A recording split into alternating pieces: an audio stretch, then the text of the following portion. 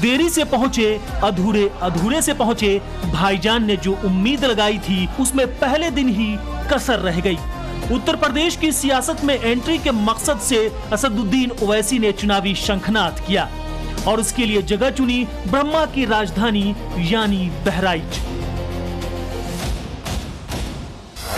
माना जा रहा है कि उनकी पार्टी यूपी में 200 सीटों पर चुनाव लड़ सकती है।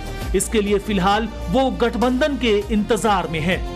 हालांकि इस तस्वीर के साफ होने से पहले बहराइच से जो सामने आया उसने सवाल उठाने शुरू कर दिए कि ऐसा आगाज है तो फिर कैसा होगा अंजाम।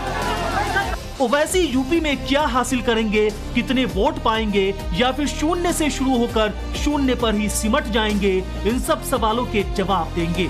मगर पहले मौजूदा पिक्चर समझिए। ओवैसी ने बहराइच के मटेरा से अपने यूपी अभियान की जानबूझकर शुरुआत की। मुख्य तौर पर इसकी दो वजहें मानी जाती हैं। पहला, मुसलमानों का बड़ी तादाद में होना, दूसरा सालार मसूद गाजी से संबंध। मुस्लिम वोटों की खातिर ओवैसी की पार्टी महाराजा सुहेलदेव को ये कहकर नकारती है कि वो अगर राजा होते तो बहराइच में उनका कोई किला भी होता। मगर ये भी फैक्ट है कि समाजवादी पार्टी इसी से जुड़े अलग अलग नैरेटिव चलाकर यहाँ बीते 3 बार से विधानसभा चुनाव जीत चुकी है। ओवैसी को इसी पैटर्न से उम्मीद दिखती है, इसलिए वो अपने लिए बहराइच को प्रयोगशाला मान रहे हैं। 5 साल पहले भी हम यहाँ पर आए थे, सभा में आए थे, सालार गाजी मसूद की दरगाह पर भी गए। तो इसको आप लोग इतना बड़ा चढ़ा क्यों पेश कर रहे हैं? पार्टी की रैली है, पार्टी का प्रोग्राम है, कंटिन्यूस प्रोग्राम चल रहा है, उसमें आए हैं। दिल्ली की सल्तनत खत्म हो गई, सालार गाजी की दरगाह है, मुगलिया खत्म हो गए, अंग्रेज खत्म हो गए, सब हुक्मरान खत्म हो गए, रहेगा ही जगह ये। औलिया अल्लाह का आस्थान है, आबाद रहते हमेशा वो लोग। बहराइच की धरती पर आगमन से पहले ओवैसी लखनऊ गए थे। चुनावी शंखनाद से पहले ये समझने की कोशिश की कि उनके लिए मिजाज क्या रहने वाला है। एयरपोर्ट पर पार्टी से जुड़े लोगों की भीड़ थी और इस दौरान नारा लगाया गया, देखो देखो कौन आया, शेर आया, शेर आया।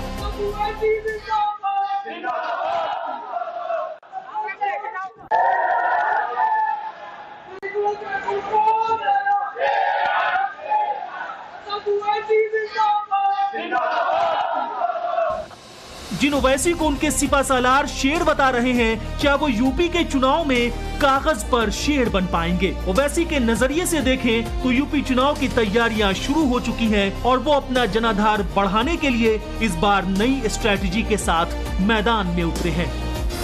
सूत्रों के मुताबिक ओवैसी मायावती से गठबंधन चाहते हैं। इसके तहत ओवैसी मुस्लिम वोटों पर फोकस करेंगे और मायावती दलित वोटों पर। लेकिन ये फॉर्मूला कितना चलेगा, क्योंकि खुद मायावती की पार्टी यूपी में अपने अस्तित्व की लड़ाई लड़ रही है और जिन दलित वोटरों को साधने का मंसूबा है उस पर बीजेपी और समाजवादी पार्टी दोनों ही अपने अपने दांव खेलते हैं। ओवैसी भी मानते हैं कि उनके लिए यूपी का सफर आसान नहीं है, मगर गठबंधन होने पर कुछ संभावनाएं बन सकती हैं। हम तो पूरी ताकत और पूरी के साथ लड़ने जा रहे हैं, पूरी पार्टी तैयार है और देखिए गठबंधन भी होगा, इंशाल्लाह बताएंगे आपको।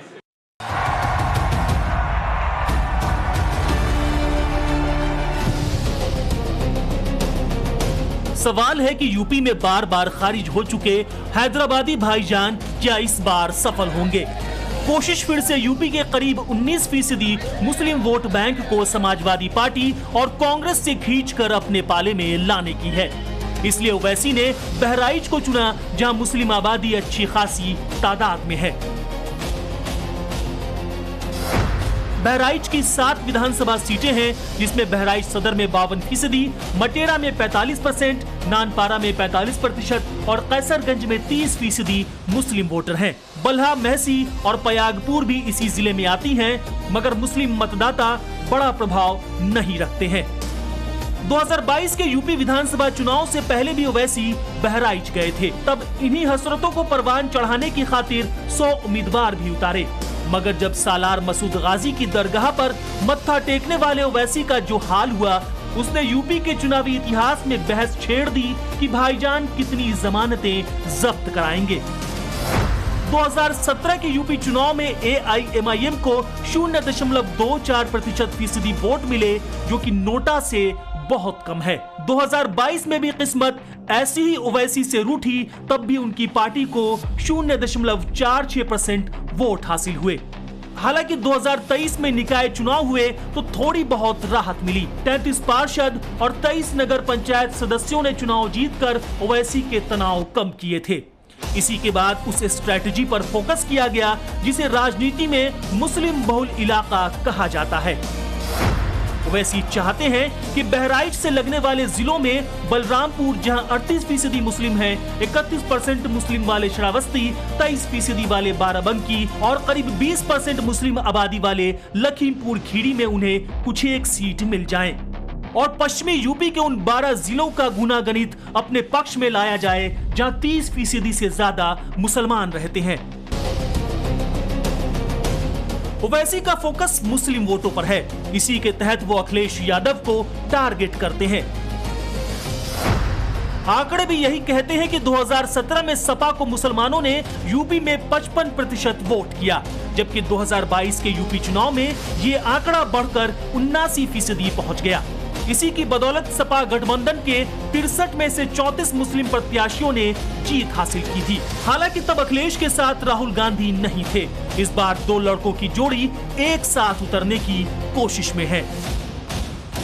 नई भारतीय समाजवादी पार्टी अपने कार्यकर्ताओं के साथ चुनाव लड़ेगी, पीडीए को साथ लेके बहुजन समाज को जोड़ करके। करने वाले थे, सिर्फ वोट बैंक की राजनीति करने वाले थे, धर्म और जाति के आधार पर राजनीति करने वाले थे, उनके दाल गलने वाले थे। भारतीय जनता पार्टी सबका साथ, सबका विकास, सबके विश्वास के आधार पर माननीय प्रधानमंत्री नरेंद्र मोदी जी की गरीब कल्याण योजनाओं के जन जन तक पहुंचाने में सफल रही है और जन जन का आशीर्वाद माननीय प्रधानमंत्री नरेंद्र मोदी के साथ। एक तरफ बीजेपी है जिसका फॉर्मूला 80-20 वाला है, यानी हिंदू वोटर एक तरफ और बाकी मतदाता एक तरफ। इसी बाकी वाले वोट बैंक में छेद करने के लिए ओवैसी ने हुंकार भरी है। ओवैसी की रणनीति दलित मुस्लिम एकजुटता बनाने की है। जो लोग इंडिया ब्लॉक में दम नहीं देखते, उन्हें ओवैसी विकल्प देना चाहते हैं। हैदराबादी भाईजान को लगता है कि बिहार वाले नतीजे उन्हें यूपी में मिल सकते हैं। इसी को ध्यान में रखते हुए AIMIM ने बीते काफी टाइम से यूपी में संगठन विस्तार और जमीनी स्तर पर सक्रियता बढ़ाई है। यूं तो ओवैसी के पास मुद्दों के नाम पर SIR का विरोध, मुसलमानों को उपेक्षित रखे जाने का नैरेटिव, योगी सरकार की नीतियों की आलोचना है, संवैधानिक अधिकार, समानता और सामाजिक न्याय का एजेंडा है। लेकिन पश्चिम और अवध में ये कितना सफल होंगे, इस पर बड़ा प्रश्न चिन्ह है। उत्तर प्रदेश में ओवैसी की लाइन लेंथ क्या रहने वाली है, उसे ऐसे भी समझिए। वो पहले सैयद सालार मसूद गाजी की दरगाह पर जाने वाले थे, मगर विरोध हुआ तो उन्होंने प्लान कैंसिल करते हुए सीधे जनसभा का आयोजन किया। उसमें भी रैली से पहले तक ना तो सीटें तय थी और ना ही गठबंधन की तस्वीर साफ थी। ऐसे में सवाल है कि क्या भाईजान के लिए यूपी में कोई स्कोप है? क्योंकि ओवैसी अक्सर भड़काऊ बयानबाजी के चलते लाइमलाइट में रहते हैं, उनकी रैलियों में जुटने वाली भीड़ वोट में बहुत कम कन्वर्ट हो पाती है। ऐसा रिजल्ट में भी देखा गया। पश्चिम बंगाल का हालिया नतीजा इसका उदाहरण है, जहां ओवैसी ने वही तमाम कोशिशें की थी जिसके साथ वो आज यूपी में है। आयोजन वहां पर आक्रांता सालार मसूद के नाम पर होता था, गाजी मियां के नाम पर होता था। हम लोगों ने कहा कि गाजी के नाम पर नहीं, महाराज सुहेलदेव के नाम पर आयोजन होने चाहिए। किसी विदेशी आक्रांता को सम्मान नहीं मिलना चाहिए। एक गुलामी का प्रतीक है और स्वतंत्र भारत, नया भारत गुलामी की किसी भी चिन्ह को और गुलामी के किसी भी प्रतीक को स्वीकार नहीं करेगा। आज परिणाम है, आप बहराइच में जाएंगे, अब वहां पर महाराज सुहेलदेव का भव्य स्मारक बन गया है। अब लगता है कि बहराइच अब अपनी पहचान के साथ, गौरव के साथ आगे बढ़ रहा है। अगर हम NCRB के आंकड़े इनके देखें तो सबसे ज्यादा उत्पीड़न इनकी सरकार में दलितों का हो रहा है। सबसे ज्यादा महिलाओं के ऊपर अन्याय, अत्याचार इनकी सरकार में हो रहा है। और जो बुलडोजर चले वो पीडीए के लोगों पे चले। जो फेक इनकाउंटर हुए हैं वो भी पीडीए के लोगों पे हुए हैं। तो इन्हीं के खुद के आंकड़े कहते हैं कि सबसे ज्यादा खराब व्यवस्था है। ओवैसी को न तो अखिलेश भाव दे रहे हैं, न ही योगी आदित्यनाथ की डिक्शनरी में भाईजान के लिए कोई शब्द है। ये अलग बात है कि भाईजान हैदराबाद से चलकर यूपी पहुंचे हैं तो कुछ हासिल करने की चाहत में पूरी शिद्दत से लगे हुए हैं। मुख्यमंत्री योगी आदित्यनाथ की हर उस फैसले के खिलाफ आवाज उठाते हैं जो मंदिर, मस्जिद, मुसलमान या बुलडोजर से जुड़ा होता है। ओवैसी को लगता है कि यही उनकी यूएसपी है, मगर अब तक इसमें नाकामी हाथ लगी है। सियासी पंडित भी कहते हैं कि उत्तर प्रदेश में ओवैसी का आना कोई बड़ा फर्क नहीं डालने वाला। हाँ, इतना जरूर है कि अगर उनकी पार्टी ने 2% के आसपास वोट हासिल किए तो आने वाले चुनाव में समाजवादी पार्टी के लिए जरूर सिरदर्द बन सकते हैं, क्योंकि अखिलेश की पीडीए वाली राजनीति में अब भी मुस्लिम प्रायोरिटी रखते हैं और इसी पर नजरें गड़ाए हुए हैं हैदराबादी भाईजान। Bureau report, times now Navbharat.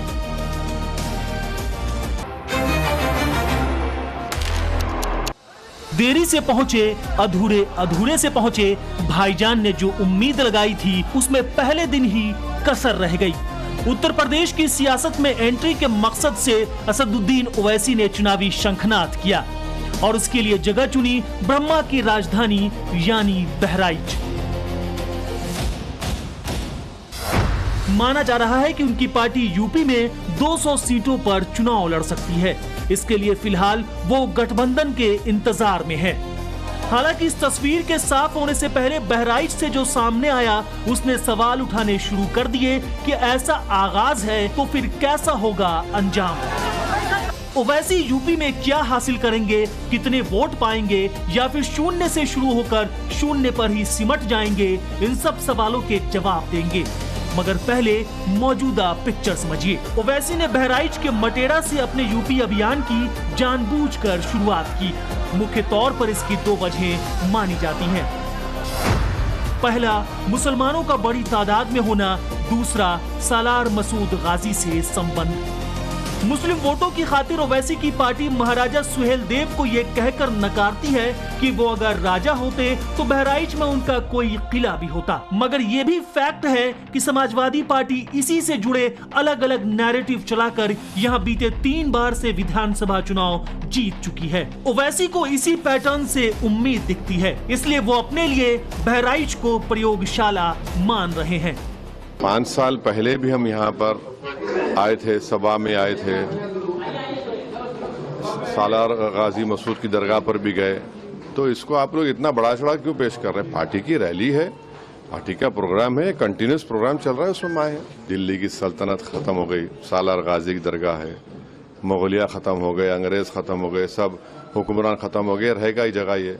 औलिया अल्लाह का आस्थान है, आबाद रहते हमेशा वो लोग। बहराइच की धरती पर आगमन से पहले ओवैसी लखनऊ गए थे। चुनावी शंखनाद से पहले ये समझने की कोशिश की कि उनके लिए मिजाज क्या रहने वाला है। एयरपोर्ट पर पार्टी से जुड़े लोगों की भीड़ थी और इस दौरान नारा लगाया गया, देखो देखो कौन आया, शेर आया, शेर आया।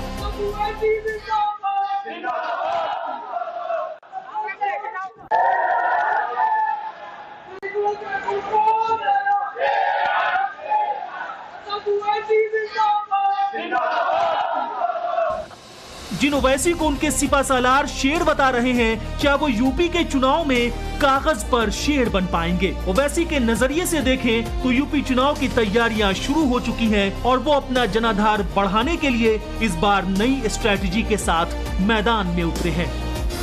सूत्रों के मुताबिक ओवैसी मायावती से गठबंधन चाहते हैं। इसके तहत ओवैसी मुस्लिम वोटों पर फोकस करेंगे और मायावती दलित वोटों पर। लेकिन ये फॉर्मूला कितना चलेगा, क्योंकि खुद मायावती की पार्टी यूपी में अपने अस्तित्व की लड़ाई लड़ रही है और जिन दलित वोटरों को साधने का मंसूबा है उस पर बीजेपी और समाजवादी पार्टी दोनों ही अपने अपने दांव खेलते हैं। ओवैसी भी मानते हैं कि उनके लिए यूपी का सफर आसान नहीं है, मगर गठबंधन होने पर कुछ संभावनाएं बन सकती हैं। हम तो पूरी ताकत और पूरी के साथ लड़ने जा रहे हैं। पूरी पार्टी तैयार है और देखिए गठबंधन भी होगा, इंशाल्लाह बताएंगे आपको।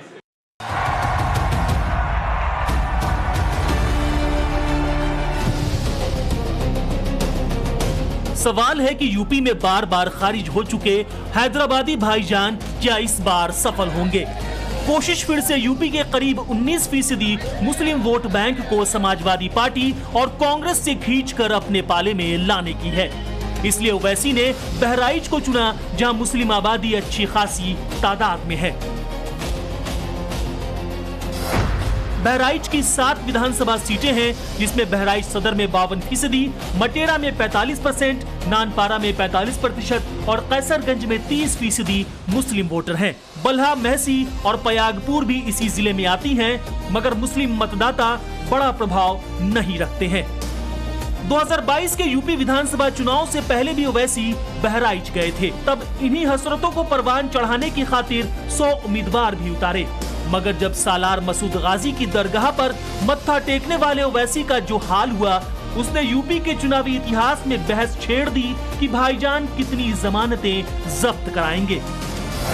2017 के यूपी चुनाव में AIMIM को 0.24% वोट मिले, जो कि नोटा से बहुत कम है। 2022 में भी किस्मत ऐसी ही ओवैसी से रूठी, तब भी उनकी पार्टी को 0.46% वोट हासिल हुए। हालांकि 2023 में निकाय चुनाव हुए तो थोड़ी बहुत राहत मिली। 33 पार्षद और 23 नगर पंचायत सदस्यों ने चुनाव जीतकर ओवैसी के तनाव कम किए थे। इसी के बाद उस स्ट्रेटजी पर फोकस किया गया जिसे राजनीति में मुस्लिम बहुल इलाका कहा जाता है। ओवैसी चाहते हैं कि बहराइच से लगने वाले जिलों में बलरामपुर, जहां 38% मुस्लिम हैं, 31% मुस्लिम वाले श्रावस्ती, 23% वाले बाराबंकी और करीब 20% मुस्लिम आबादी वाले लखीमपुर खीरी में उन्हें कुछ एक सीट मिल जाए और पश्चिमी यूपी के उन 12 जिलों का गुनागणित अपने पक्ष में लाया जाए, जहां 30% से ज्यादा मुसलमान रहते हैं।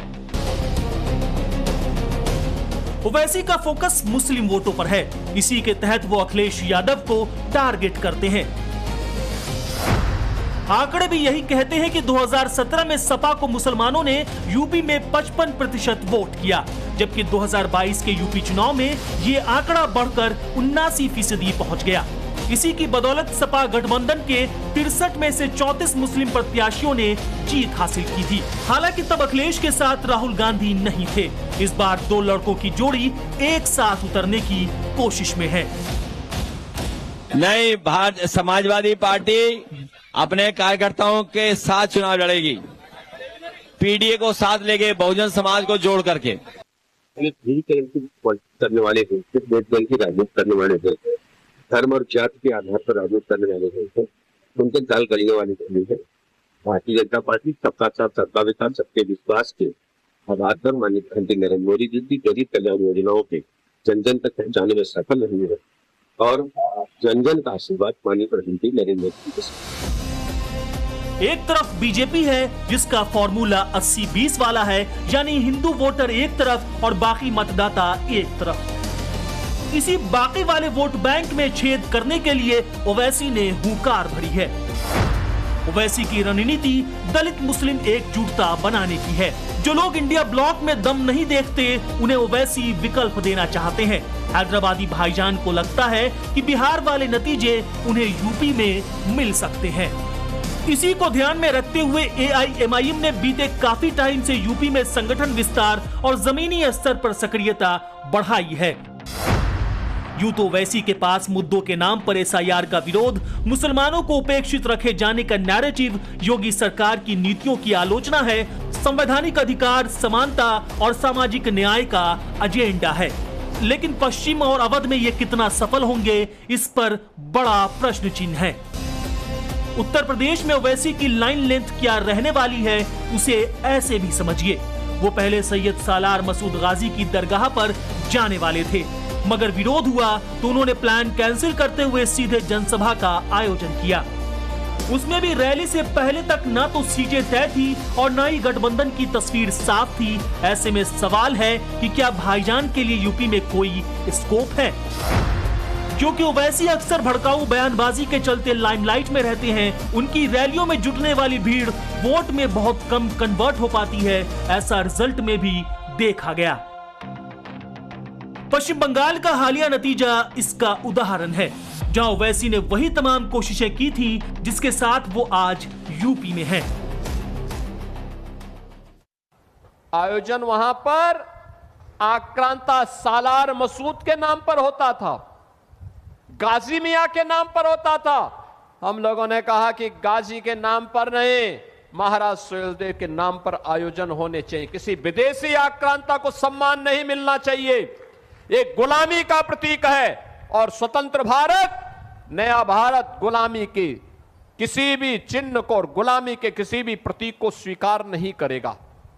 आज परिणाम है, आप बहराइच में जाएंगे, अब वहां पर महाराज सुहेलदेव का भव्य स्मारक बन गया है। अब लगता है कि बहराइच अब अपनी पहचान के साथ, गौरव के साथ आगे बढ़ रहा है। अगर हम एनसीआरबी के आंकड़े इनके देखें तो सबसे ज्यादा उत्पीड़न इनकी सरकार में दलितों का हो रहा है। सबसे ज्यादा महिलाओं के ऊपर अन्याय अत्याचार इनकी सरकार में हो रहा है। और जो बुलडोजर चले वो पीडीए के लोगों पे चले। जो फेक इनकाउंटर हुए हैं वो भी पीडीए के लोगों पे हुए। तो इन्हीं के खुद के आंकड़े कहते हैं कि सबसे ज्यादा खराब व्यवस्था है। ओवैसी को न तो अखिलेश भाव दे रहे हैं, न ही योगी आदित्यनाथ की डिक्शनरी में भाईजान के लिए कोई शब्द है।